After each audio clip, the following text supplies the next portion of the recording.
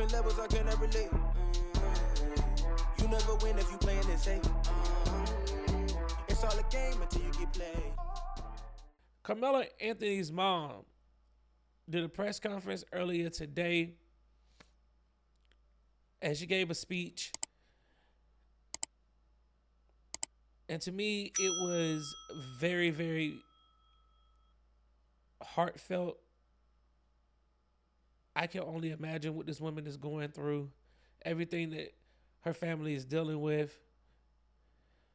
And to have people on social media do some of the most despicable and foul stuff is absolutely apparent. And I feel, very, very sympathetic to this family. It's bad enough. They already got to deal with the fact that their son is accused and alleged of first-degree murder for stabbing Austin Metcalf at a track meet. We know this. So they're dealing with that. But to have social media come after these people, the family, make up lies, make up all kind of twisted narratives to try to paint them as some ghetto trash with thug culture. This is just typical of the stuff that you see from these far right, I guess you want to call them influencers, whatever you want to call them. Some of them, they try to act like they toe the line on conservatism, and then they want to act like they are, Christian, but so judgmental, and yet and still they be doing all the virtual signaling.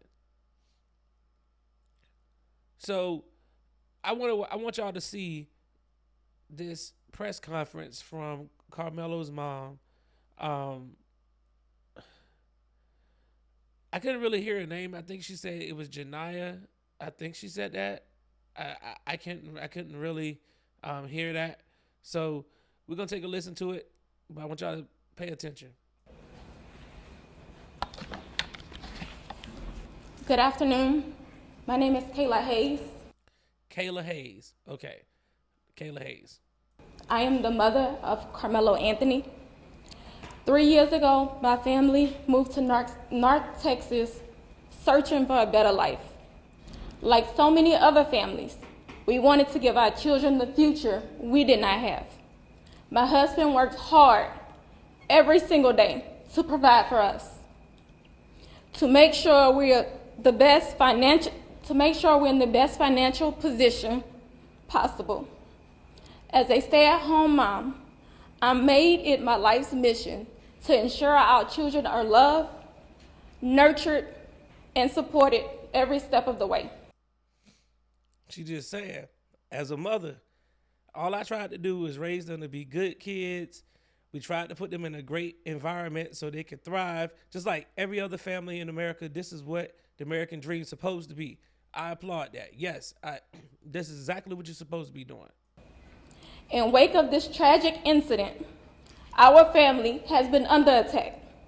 Whatever you think what happened between Karmelo and the Metcalf boys, my 3 younger children, my husband, and I didn't do anything to deserve to be threatened, harassed, and lied about. Amen. And that has been going on a lot on social media, and we're going to talk about that when we get done watching this video. The lies and false accusations that have been said about us, especially over the past week, has been overwhelming. The lies and their amplification put my family in danger, as well as everyone in our community, everyone involved in the investigation, from the police, the attorneys, and the court staff. Everybody's at risk right now because fools want to be online spreading all kind of BS. Our address and my husband's previous employer's address has been put on all social media platforms. My husband had to take a leave of absence because he's afraid what may happen to our family. His mental health is deteriorating day by day. We have endured death threats. My 13-year-old daughter is afraid to sleep in her own bedroom because she's fearful of what may happen to her. Yes. What can you say? And let me be clear, the claims that were used about the public donation to buy a home or anything else are completely false. We have not received a single dime from the GiveSendGo fundraiser, and the co-founder has stated that clearly. In the reality, we were just notified yesterday that we could begin to withdraw funds. And it still takes several days to receive those funds once a request is made. I don't know why we are being targeted and discriminated against before a fair trial. Our son deserves the same rights under the law that everyone is afforded to. He's been raised in a 2-parent home with structure, stability, love, and we put God first in everything that we do. We believe in the Constitution, we believe in the laws of this state, but those laws must apply to all of us, not just some of us. Yes. Yes. All of that. All of that. The family being targeted for no reason whatsoever. Karmelo, this situation, if this was white on white or either black on black, because Texas also has another case that's on trial right now where a white kid actually stabbed a Hispanic kid. He's actually on trial right now. It's kind of the same situation at a high school. So she's saying they've been getting lied on. Yes, they have. Because the very first part of the lie started when you start seeing stuff like this. There's no hope of improving race relations in this country as long as a black murderer can be rewarded with $500,000 and a new home for stabbing a white kid to death. Wow. Rewarded.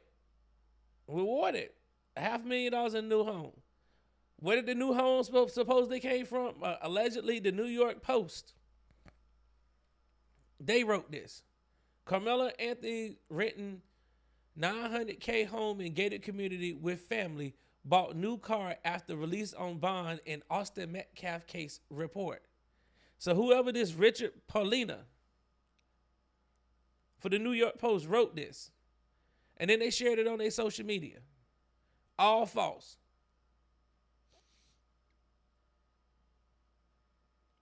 This is a lawsuit waiting to happen. A lawsuit waiting to happen.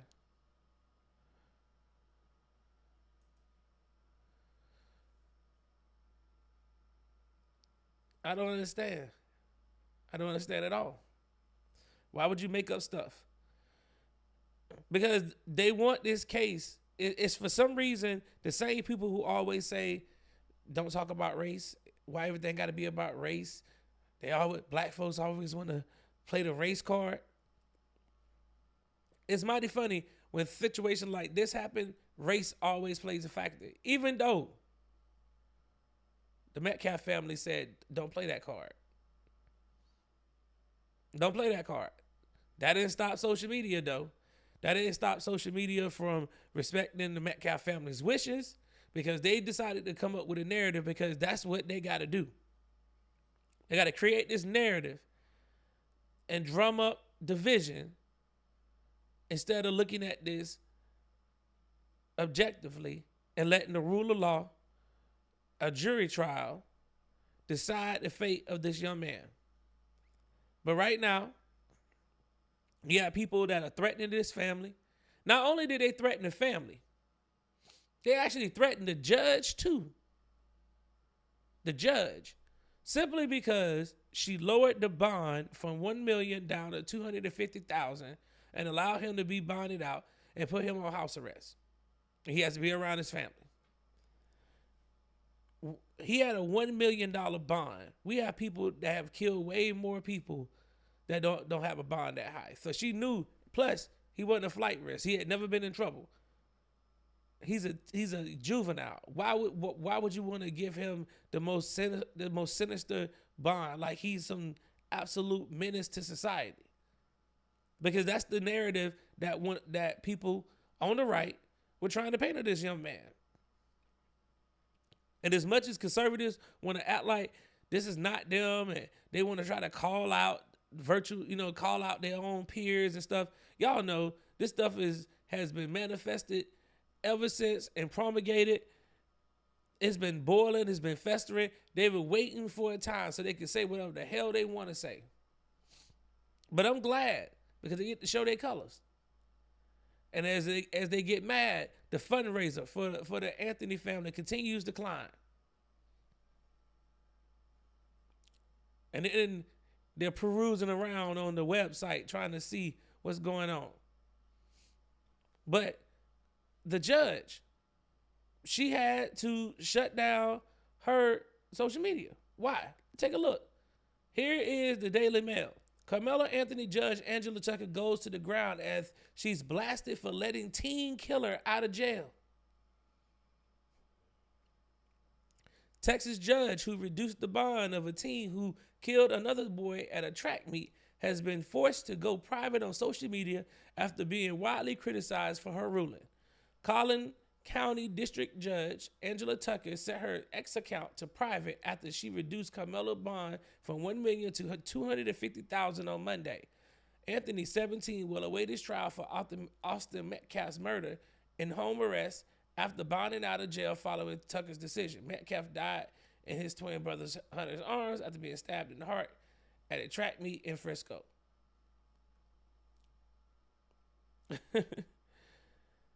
She had to go dark. And also, she had to get security. Because she's getting threatened. People calling her a DEI judge. And then they found out, oh, wait a minute. Hold on. She's a conservative. She's not a liberal. But I ain't stopped her for running with the narrative that she was a DEI hire. So we know they think that she ain't qualified. Oh, she needs to be voted out. She needs to be voted out. Why? Because she reduced the bond down? I just told y'all there is a trial in Texas already that is going on right now with a white kid who stabbed a Hispanic kid. He's on trial right now, and his bond got reduced. So his bond actually got reduced a little more. I think his got reduced down to like $185,000. This kid's bond got reduced down to $250,000. But that wasn't enough. They wanted him to stay in jail. And then they found out that his family was living in a nice neighborhood. They had to move, rent out another place so they could be in a gated community so they could feel safe. The daughter can't sleep at night. And people found out they doxed these people, doxed the former job. Why? Why are y'all doxing these people? You don't know these people.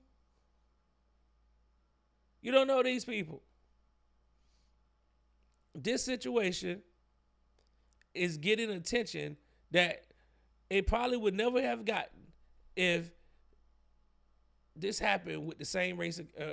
The assailant and the victim were the exact same race. This would not be national news, nor would it be having social media in the uproar. We know exactly why this is the case. It is the case because people want to make it about race when it's not.